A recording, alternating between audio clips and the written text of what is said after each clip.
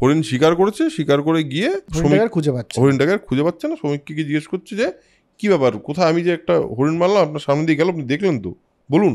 কোনো কথা বলছে না। 2-3 বার জিজ্ঞেস করেছে, কোনো কথা বলছে না। পরীক্ষিত গেছে রেগে, কি রে ভাই, এরম লোক হয় নাকি, কথা বলছে, আমি একটা পরীক্ষিতের মতো রাজা, মানে অর্জুনের নাতি আমি।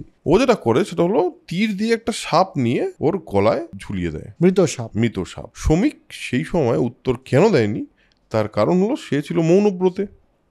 সেই সময় মণিরা মৌনব্রত পালন করত। শ্রমিক তো কিছু বলেনি, শ্রমিক মৌনব্রত, শান্ত স্থিতধী একটা মানুষ।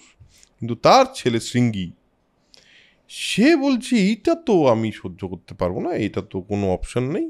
আমার বাবার সঙ্গে যদি, বাবার গলায় যদি সাপ ঝোলাতে পারে কেউ, তাহলে তাকে সাপ দেওয়ার অধিকার আমার আছে। এবং আমি অভিশাপ দিলাম যে 7 দিনের মধ্যে পরীক্ষিতের মৃত্যু